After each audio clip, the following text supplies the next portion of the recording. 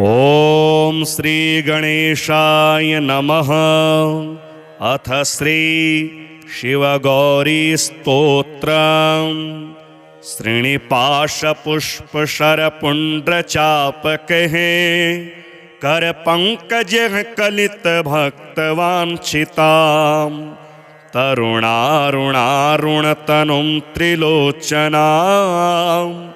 ललितां भजे ललितचन्द्रचूलिकां ललिता विभूषितनिजाङ्गमूर्तये ललितेषु चापश्रेणिपाशपाणये उदयारुणद्युतिमुषे दयाजुषे मदनेश्वराय महते नमो नमः। अंचत पंचशिखोंच मंच निकटे चक्रासनाध्यासिनीं सौन्दर्यस्य महिं नवाब्दवयसं गौरीं कुलालापिनीं माला पुष्पश्रेणी गुणाञ्चितकरां पूगप्रमाणस्तनीं बालां श्रीललिताम्बिका दुहितरं लीलासमुद्रां भजे चिन्तामणिग्रहवराञ्चितशक्तिचक्र रक्षाकरं कलितकुङ्कुमरक्तवर्णं सौन्दर्यराशिवपुषं दशवर्षदेश्यं वन्दे कुमारमदनेश्वरमिन्दुमौलिम् अपराजितनामधेयमश्वं सुखमारूढवती सुवर्णवर्णा विलसन्मणिवेत्रपाशहस्ता परिभूयात् परमेश्वरी सपत्नान् अधिरुह्य जपारुणं तुरंगं करपदमाञ्चितवेत्रपाशशक्तिः परिभूतविपक्षपक्षकोव्यात् अरुणाभः परमेश्वरी सहायः रक्तां विचित्रवसनां नवचन्द्रचूडा मन्नप्रदाननिरतां स्तनभारनम्रां नृत्यन्तमिन्दुशकलाभरणं विलोक्य हृष्टां भजे भगवतीं भवदुःखहन्त्रीम् उदञ्चिता कुञ्चितवामपादं समञ्चिता हिन्दुकृशानुहस्तम् अन्नप्रदां वीक्ष्य मुदा महेशीं नटन्तमाद्यं नटमाश्रयामः अरुणारुणकोटितुल्यकान्तिं श्रीनिपाशाभयवाञ्छितप्रदानः अनुरक्तकरां नवेन्दुचूडामखिलेशीं भुवनेश्वरीं भजामः बालेन्दुकलितोत्तंसं बालारुणसमद्युतिं पाशाङ्कुशवराभीतिकरं शम्भुं समाश्रये कुलाचलकुतूहलं कुसुमचापसञ्जीवनं कुचे कलितवल्कलं गुरुकृपारसं लोचने जपासहृदयं रुचौ जपवटाभिरामं करे जटानिबिडितं कचे जयति जीवितं शाम्भवम् दत्तात्रेयं शिवं शान्तमिन्द्रनीलनिभं प्रभुम्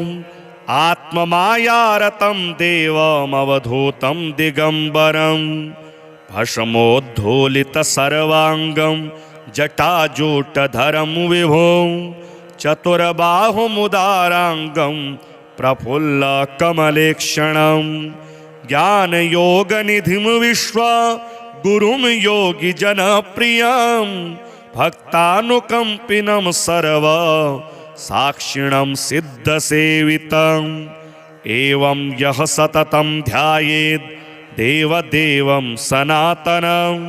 समुक्तः सर्वपापेभ्यो निःश्रेयसमवाप्नुयात्। श्रीनिपाशपुष्पशरपुण्ड्रचापकः करपङ्कजः कलितभक्तवाञ्छितां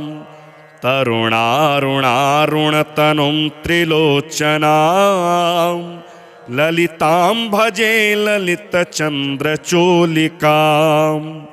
ललिता विभूषितनिजाङ्गमूर्तये ललितेषु चापसृणिपाशपाणये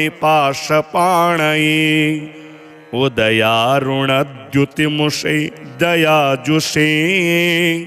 मदनेश्वराय महते नमो नमः। अंचत पंचशिखोंच मंच निकटे चक्रासनाध्यासिनीं सौन्दर्यस्य महिं नवाब्दवयसं गौरीं कुलालापिनीं माला पुष्पसृणी गुणाञ्चितकरां पूगप्रमाणस्तनीं बालां श्रीललिताम्बिका दुहितरं लीलासमुद्रां भजे चिन्तामणिग्रहवराञ्चितशक्तिचक्र रक्षाकरं कलितकुङ्कुमरक्तवर्णं सौन्दर्यराशिवपुषं दशवर्षदेश्यं वन्दे कुमारमदनेश्वरमिन्दुमौलिम् अपराजितनामधेयमश्वं सुखमारूढवती सुवर्णवर्णा विलसन्मणिवेत्रपाशहस्ता परिभूयात् परमेश्वरी सपत्नान् अधिरुह्य जपारुणं तुरंगं करपदमाञ्चितवेत्रपाशशक्तिः परिभूतविपक्षपक्षकोव्यात् अरुणाभः परमेश्वरी सहायः रक्तां विचित्रवसनां नवचन्द्रचूडा मन्नप्रदाननिरतां स्तनभारनम्रां नृत्यन्तमिन्दुशकलाभरणं विलोक्य हृष्टां भजे भगवतीं भवदुःखहन्त्रीम् उदञ्चिता कुञ्चितवामपादं समञ्चिता हिन्दुकृशानुहस्तम् अन्नप्रदां वीक्ष्य मुदा महेशीं नटन्तमाद्यं नटमाश्रयामः अरुणारुणकोटितुल्यकान्तिं श्रीनिपाशाभयवाञ्छितप्रदानः अनुरक्तकरां नवेन्दुचूडां मखिलेशीं भुवनेश्वरीं भजामः बालेन्दुकलितोत्तंसं बालारुणसमद्युतिं पाशाङ्कुशवराभीतिकरं शम्भुं समाश्रये कुलाचलकुतूहलं कुसुमचापसञ्जीवनं कुचे कलितवल्कलं गुरुकृपारसं लोचने जपासहृदयं रुचौ जपवटाभिरामं करे जटानिबिडितं कचे जयति जीवितं शाम्भवम् दत्तात्रेयं शिवं शान्तमिन्द्रनीलनिभं प्रभुम् आत्ममायारतं देवमवधूतं दिगम्बरं भस्मोद्धूलितसर्वाङ्गं जटाजूटधरं विभुं चतुर्बाहुमुदाराङ्गं प्रफुल्लकमलेक्षणं ज्ञानयोगनिधिं विश्वगुरुं योगिजनप्रियं भक्तानुकम्पिनं सर्वसाक्षिणं सिद्धसेवितम् एवं यः सततं ध्यायेत् देवदेवं सनातनं समुक्तः सर्वपापेभ्यो निःश्रेयसमवाप्नुयात्। श्रीनिपाशपुष्पशरपुण्ड्रचापकैः करपङ्कजः कलितभक्तवाञ्छितां तरुणारुणारुणतनुं त्रिलोचनां ललितां भजे ललितचन्द्रचूलिकां ललिता विभूषितनिजाङ्गमूर्तये ललितेषु चापसृणिपाशपाणये उदयारुणद्युतिमुषे दयाजुषे मदनेश्वराय महते नमो नमः। अंचत पंचशिखोंच मंच निकटे चक्रासनाध्यासिनी सौंदर्यस्य महिं नवाब्दवयसं गौरीं कुलालापिनीं माला पुष्पश्रेणी गुणांचितकरां पूगप्रमाणस्तनीं बालां श्रीललिताम्बिका दुहितरं लीलासमुद्रां भजे। चिन्तामणिग्रहवराञ्चितशक्तिचक्र रक्षाकरं कलितकुङ्कुमरक्तवर्णं सौन्दर्यराशिवपुषं दशवर्षदेश्यं वन्दे कुमारमदनेश्वरमिन्दुमौलिम् अपराजितनामधेयमश्वं सुखमारूढवती सुवर्णवर्णा विलसन्मणिवेत्रपाशहस्ता परिभूयात् परमेश्वरी सपत्नान् अधिरोह्य जपारुणं तुरंगं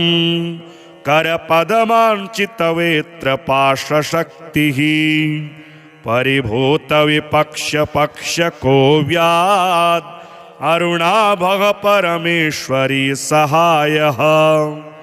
रक्तां विचित्रवसनां नवचन्द्रचूडा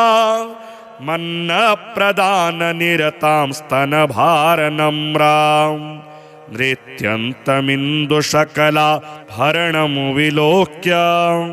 हृष्टां भजे भगवतीं भवदुःखहन्त्रीम्। उदञ्चिता कुञ्चितवामपादं समञ्चिता हिन्दुकृशानुहस्तम् अन्नप्रदां वीक्ष्य मुदा महेशीं नटन्तमाद्यं नटमाश्रयामः। अरुणारुणकोटितुल्यकान्तिं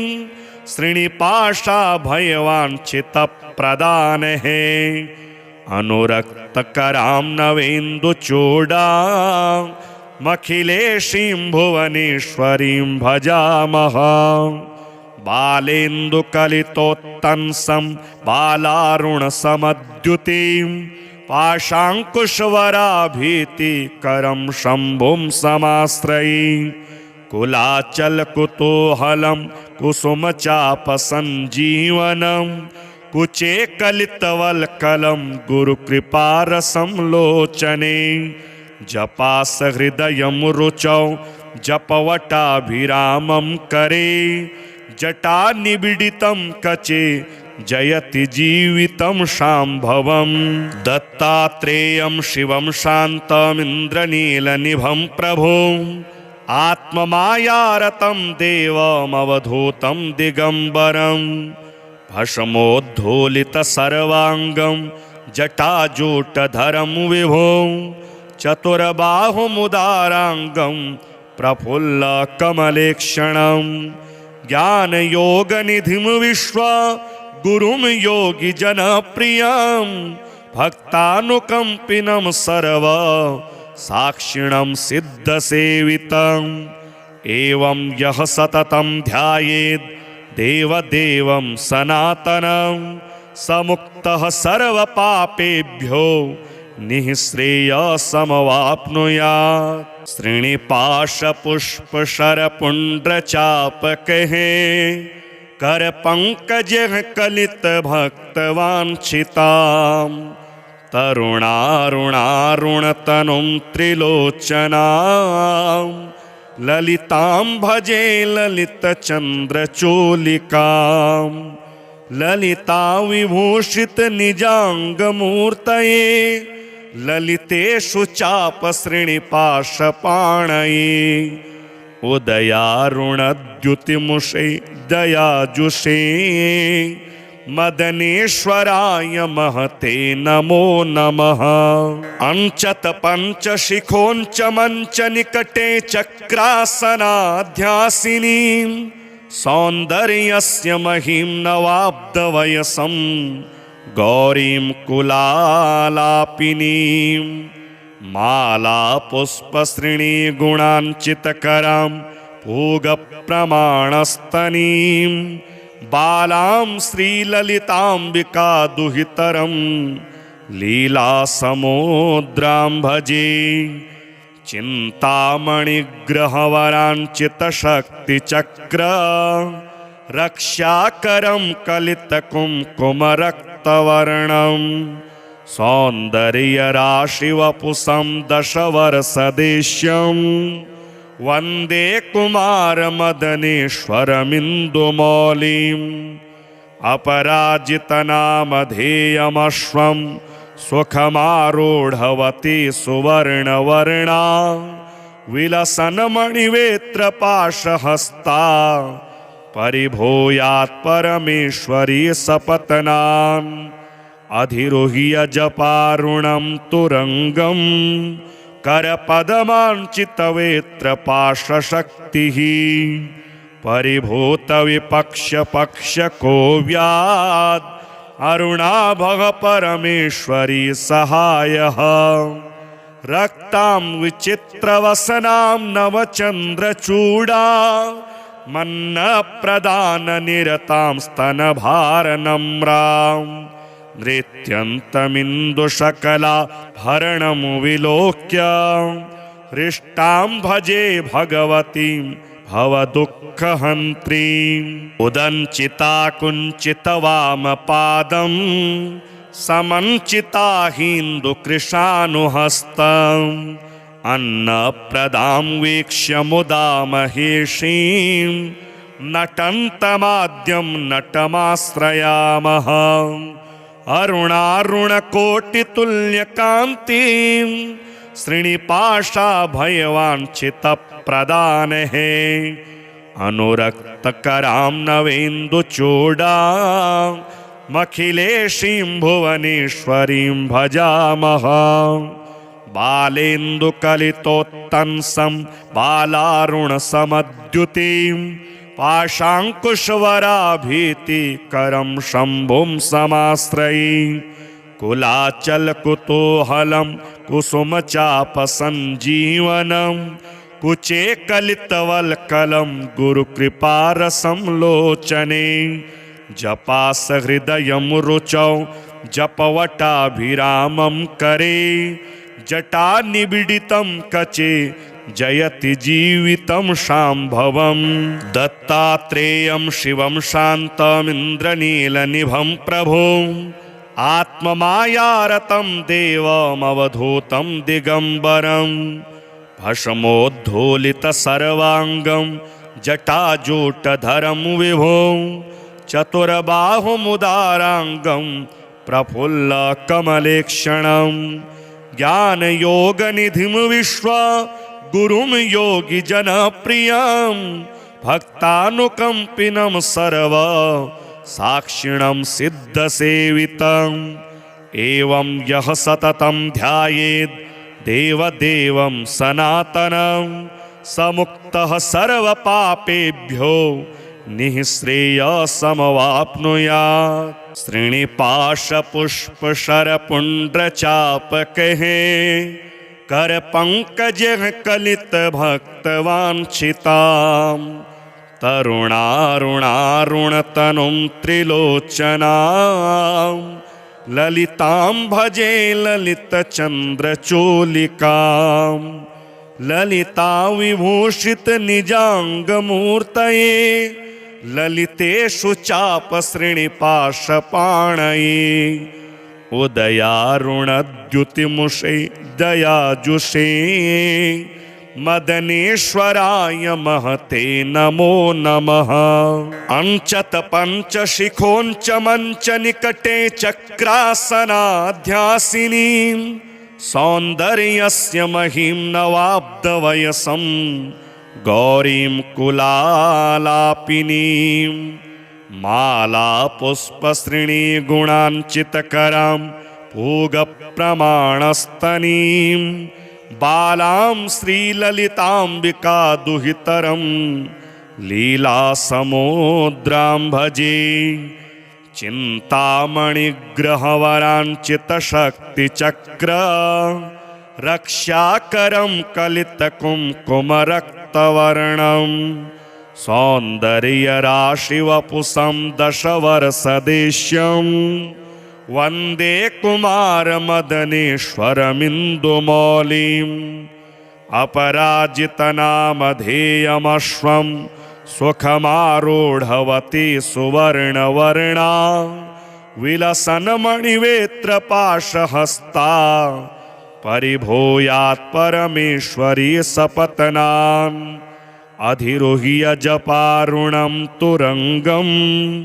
करपदमाञ्चितवेत्रपाशशक्तिः परिभूतविपक्ष्यपक्ष्यकोव्याद्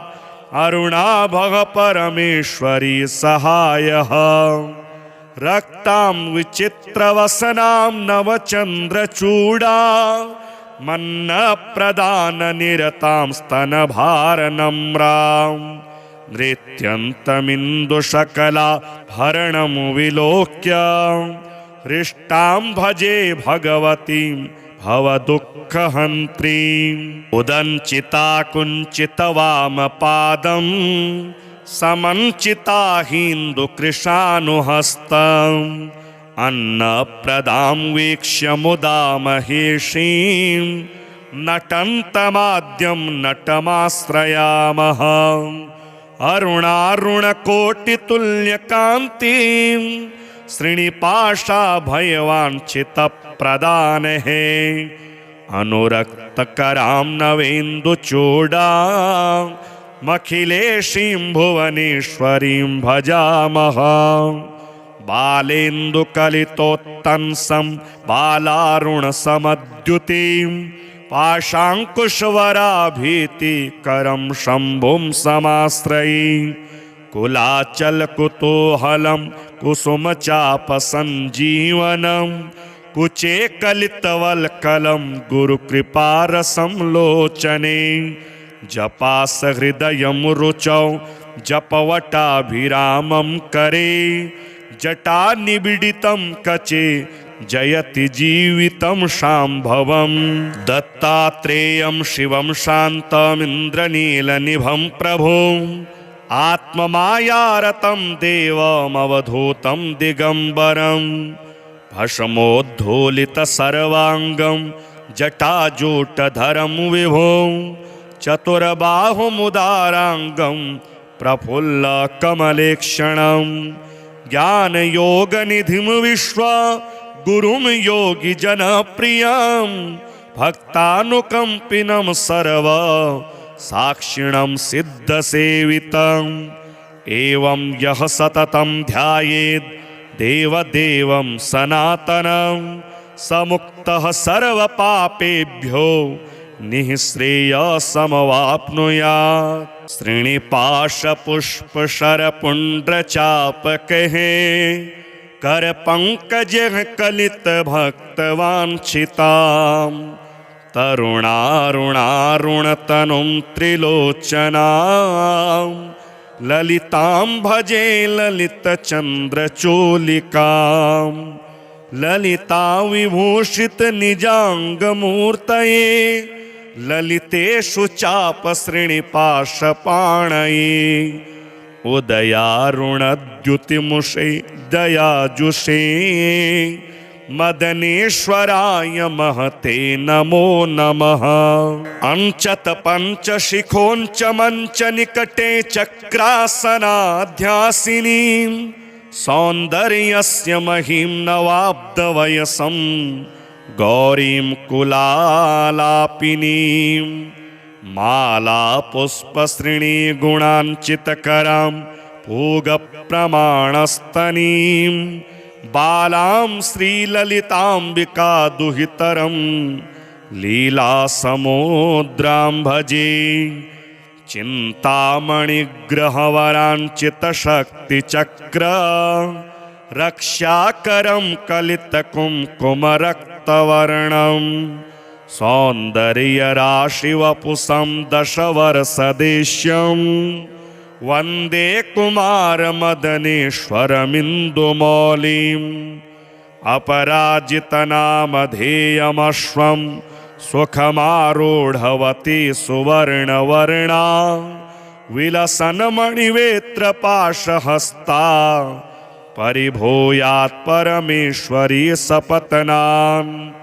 अधिरुह्य जपारुणं तुरंगं करपदमाञ्चितवेत्रपाशशक्तिः परिभूतविपक्ष्यपक्ष्यकोव्याद् अरुणाभः परमेश्वरी सहायः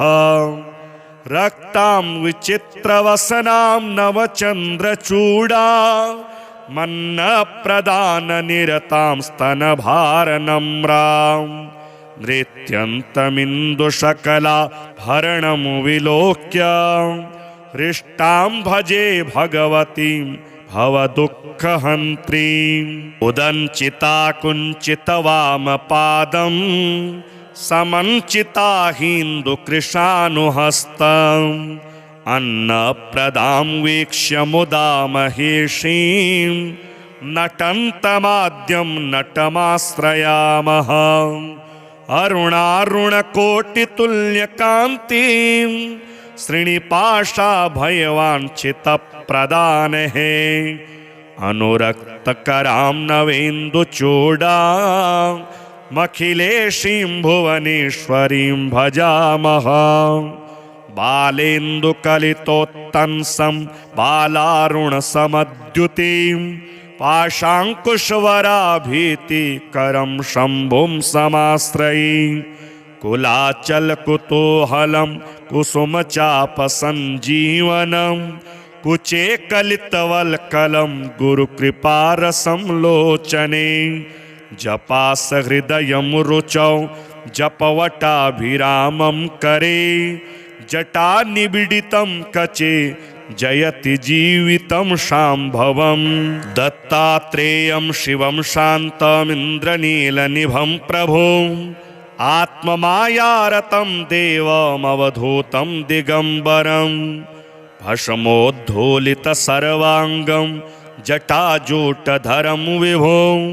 चतुर्बाहुमुदाराङ्गं प्रफुल्लकमलेक्षणं ज्ञानयोगनिधिं विश्वगुरुं योगिजनप्रियं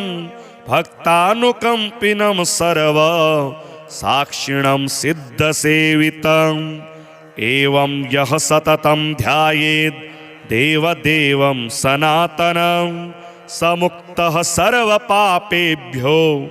निःश्रेयसमवाप्नुयात् श्रीनिपाशपुष्पशरपुण्ड्रचापकः करपङ्कजः कलितभक्तवाञ्छितां तरुणारुणारुणतनुं त्रिलोचनां ललितां भजे ललितचन्द्रचूलिकां ललिता विभूषितनिजाङ्गमूर्तये ललितेषु चापश्रेणिपाशपाणये उदयारुणद्युतिमुषे दयाजुषे मदनेश्वराय महते नमो नमः अंचत पंचशिखोंच मंच निकटे चक्रासनाध्यासिनीं सौन्दर्यस्य महिं नवाब्दवयसं गौरीं कुलालापिनीं मालापुष्पश्रेणीगुणाञ्चितकरां पूगप्रमाणस्तनीं बालां श्रीललिताम्बिका दुहितरं लीलासमुद्रां भजे चिन्तामणिग्रहवराञ्चितशक्तिचक्र रक्षाकरं कलितकुङ्कुमरक्तवर्णं सौन्दर्यराशिवपुषं दशवर्षदेश्यं वन्दे कुमारमदनेश्वरमिन्दुमौलिम् अपराजितनामधेयमश्वं सुखमारूढवती सुवर्णवर्णा विलसन्मणिवेत्रपाशहस्ता परिभूयात् परमेश्वरी सपत्नान् अधिरुह्य जपारुणं तुरंगं करपदमाञ्चितवेत्र पाशशक्तिः परिभूतविपक्ष्यपक्ष्यको व्याद् अरुणाभः परमेश्वरी सहायः रक्तां विचित्रवसनां नवचन्द्रचूडा मन्नप्रदाननिरतां स्तनभारनम्रां नृत्यन्तमिन्दुशकलाभरणं विलोक्य हृष्टां भजे भगवतीं भवदुःखहन्त्रीम् उदञ्चिता कुञ्चितवामपादं समञ्चिता हिन्दुकृशानुहस्तम् अन्नप्रदां वीक्ष्य मुदा महेशीं नटन्तमाद्यं नटमाश्रयामः अरुणारुणकोटितुल्यकान्तिं श्रीनिपाशाभयवाञ्छितप्रदानहे अनुरक्तकरां नवेन्दुचूडाम् मखिलेशीं भुवनेश्वरीं भजामः बालेन्दुकलितोत्तंसं बालारुणसमद्युतिं पाशाङ्कुशवराभीतिकरं शम्भुं समाश्रये कुलाचलकुतूहलं कुसुमचापसञ्जीवनं कुचे कलितवल्कलं गुरुकृपारसं लोचने जपासहृदयं रुचौ जपवटाभिरामं करे जटानिबिडितं कचे जयति जीवितं शाम्भवं दत्तात्रेयं शिवं शान्तमिन्द्रनीलनिभं प्रभुं आत्ममायारतं देवमवधूतं दिगम्बरं भस्मोद्धूलितसर्वाङ्गं जटाजूटधरं विभुं चतुर्बाहुमुदाराङ्गं प्रफुल्लकमलेक्षणं ज्ञानयोगनिधिं विश्वगुरुं योगिजनप्रियं भक्तानुकम्पिनं सर्वसाक्षिणं सिद्धसेवितम् एवं यः सततं ध्यायेत् देवदेवं सनातनं स मुक्तः सर्वपापेभ्यो निःश्रेयसमवाप्नुयात् श्रीनिपाशपुष्पशरपुण्ड्रचापकैः करपङ्कजः कलितभक्तवाञ्छितां तरुणारुणारुणतनुं त्रिलोचनां ललितां भजे ललितचन्द्रचूलिकां ललिता विभूषितनिजाङ्गमूर्तये ललितेषु चापश्रेणिपाशपाणये उदयारुणद्युतिमुषे दयाजुषे मदनेश्वराय महते नमो नमः अंचत पंचशिखोंच मंच निकटे चक्रासनाध्यासिनीं सौन्दर्यस्य महिं नवाब्दवयसं गौरीं कुलालापिनीं मालापुष्पश्रेणीगुणाञ्चितकरां पूगप्रमाणस्तनीं बालां श्रीललिताम्बिका दुहितरं लीलासमुद्रां भजे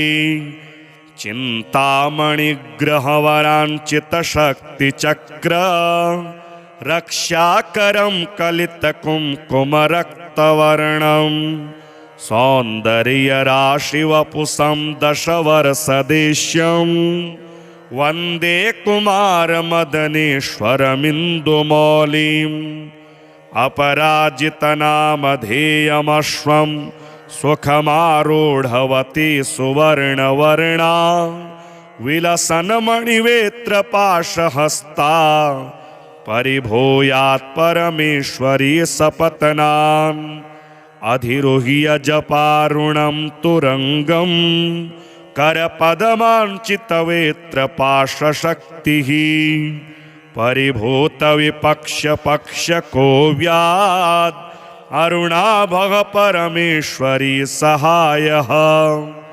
रक्तां विचित्रवसनां नवचन्द्रचूडा मन्नप्रदाननिरतां स्तनभारनम्रां नृत्यन्तमिन्दुशकलाभरणं विलोक्य हृष्टां भजे भगवतीं भवदुःखहन्त्रीम् उदञ्चिता कुञ्चितवामपादं समञ्चिता हिन्दुकृशानुहस्तम् अन्नप्रदां वीक्ष्य मुदा महेशीं नटन्तमाद्यं नटमाश्रयामः अरुणारुणकोटितुल्यकान्तिं श्रीनिपाशाभयवाञ्छितप्रदानहे अनुरक्तकरां नवेन्दुचूडामखिलेशीं भुवनेश्वरीं भजामः बालेन्दुकलितोत्तंसं बालारुणसमद्युतिं पाशाङ्कुशवराभीतिकरं शम्भुं समाश्रये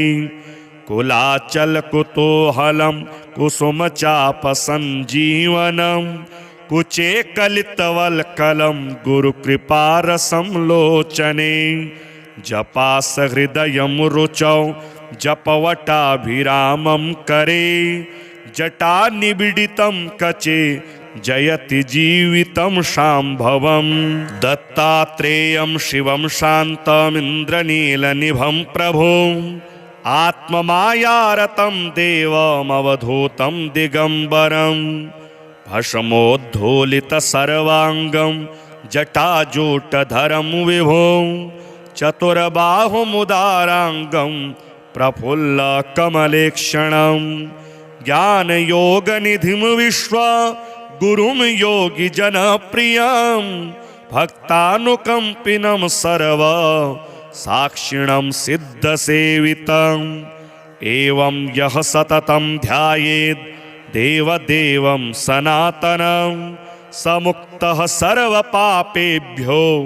निःश्रेयसमवाप्नुयात्। श्रीनिपाशपुष्पशरपुण्ड्रचापकैः करपङ्कजः कलितभक्तवाञ्छितां तरुणारुणारुणतनुं त्रिलोचनां ललितां भजे ललितचन्द्रचूलिकां ललिता विभूषितनिजाङ्गमूर्तये ललितेषु चापश्रीनिपाशपाणये उदयारुणद्युतिमुषे दयाजुषे मदनेश्वराय महते नमो नमः। अंचत पंचशिखोंच मंच निकटे चक्रासनाध्यासिनीं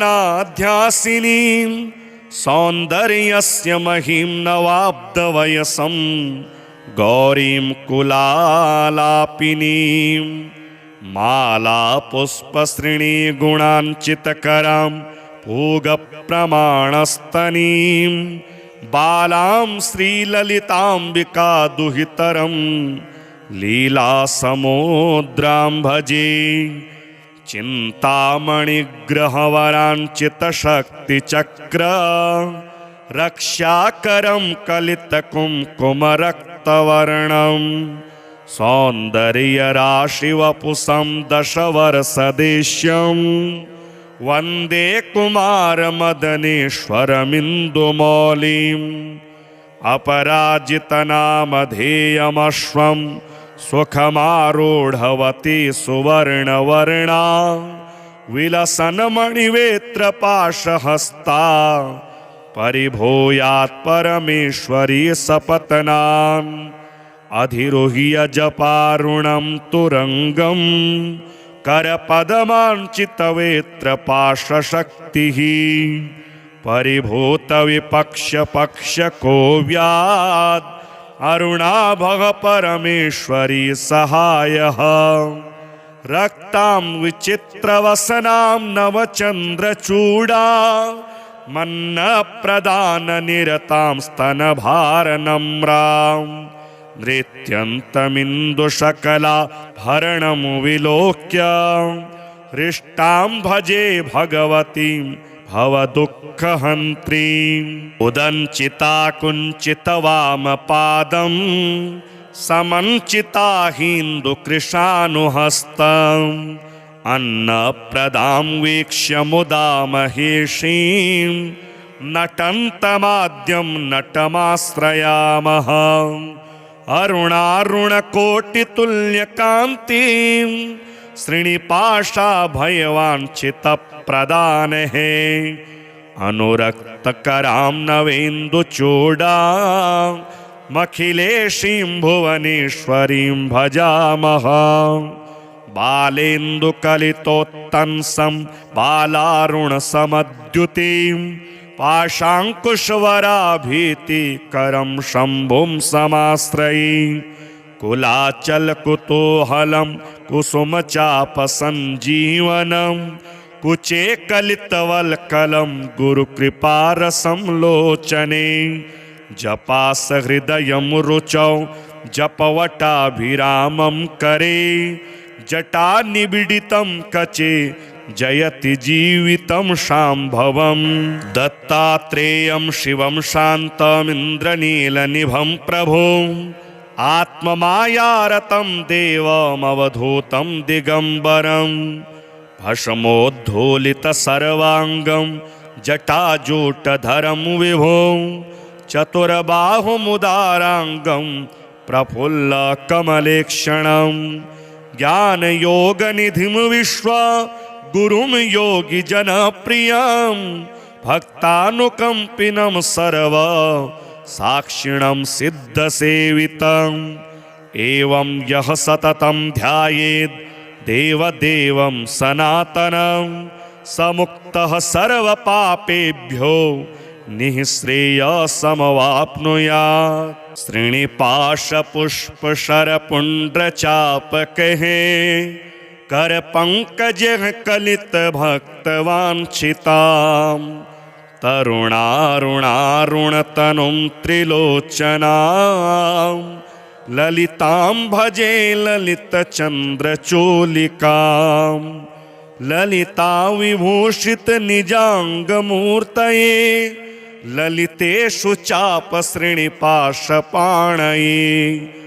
उदयारुणद्युतिमुषे दयाजुषे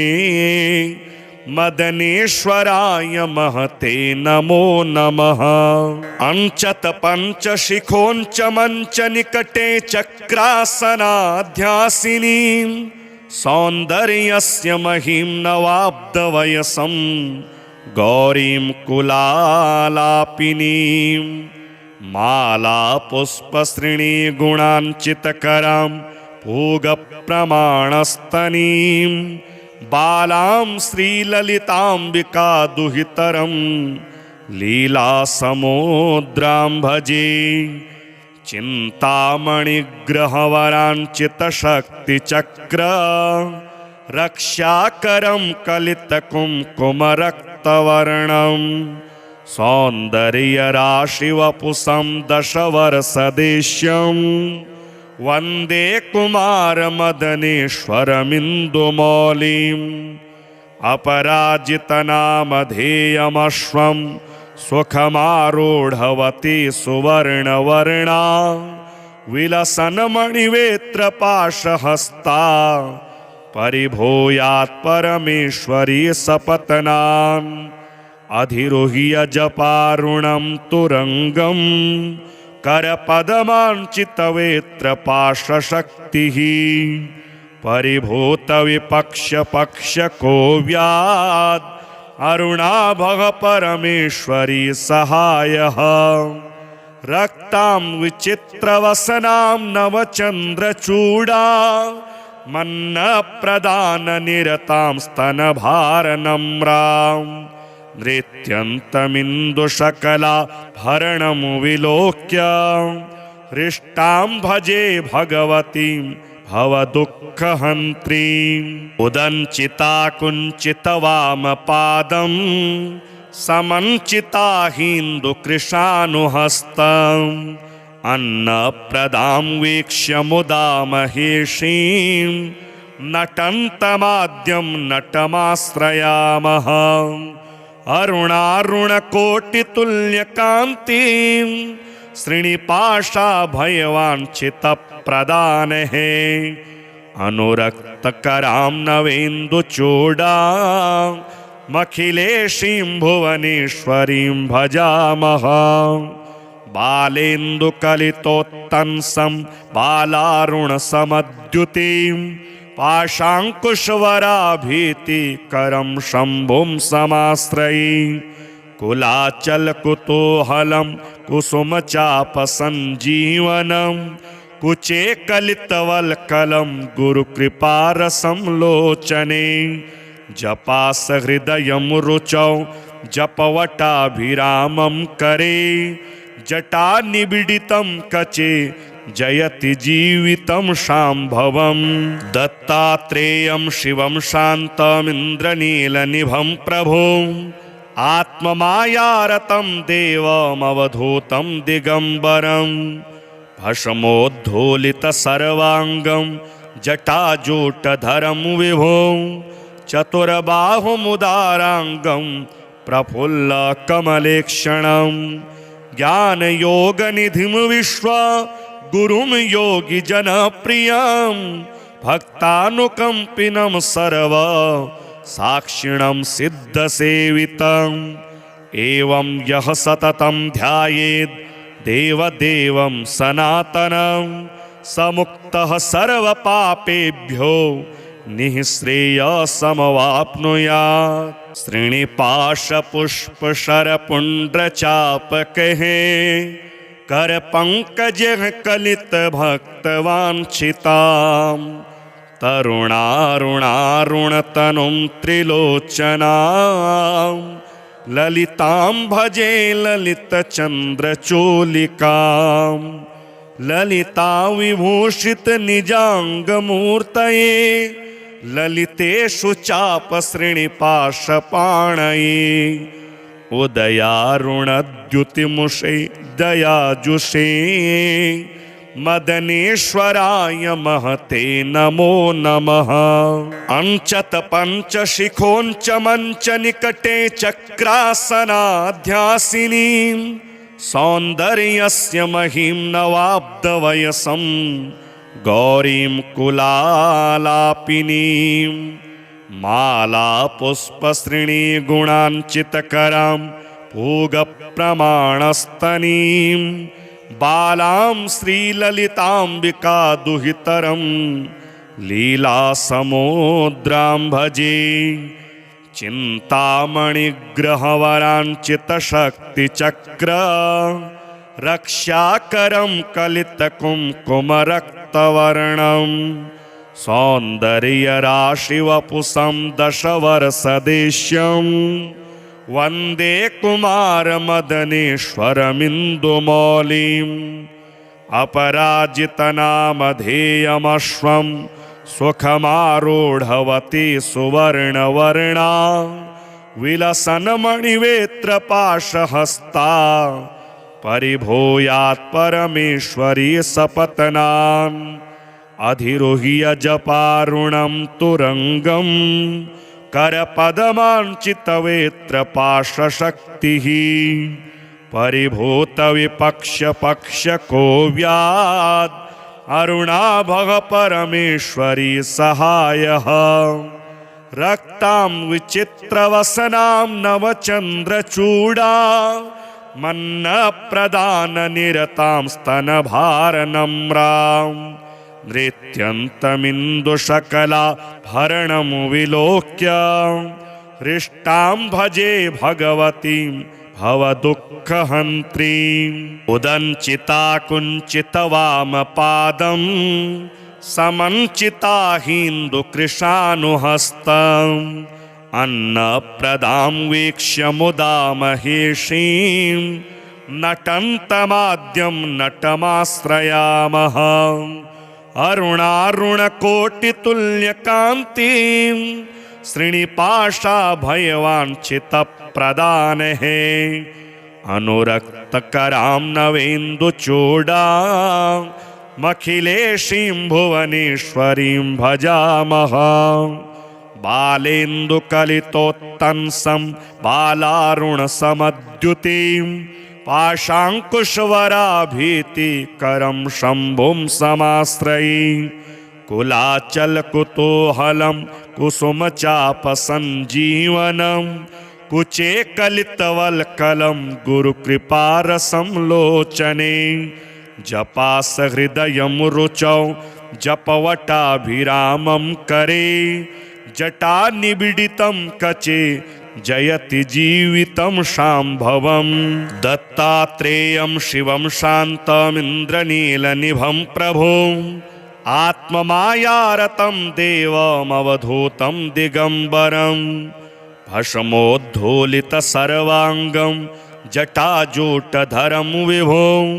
चतुर्बाहुमुदाराङ्गं प्रफुल्लकमलेक्षणं ज्ञानयोगनिधिं विश्वगुरुं योगिजनप्रियं भक्तानुकम्पिनं सर्व साक्षिणं सिद्धसेवितम् एवं यः सततं ध्यायेत् देवदेवं सनातनं स मुक्तः सर्वपापेभ्यो निःश्रेयसमवाप्नुयात्।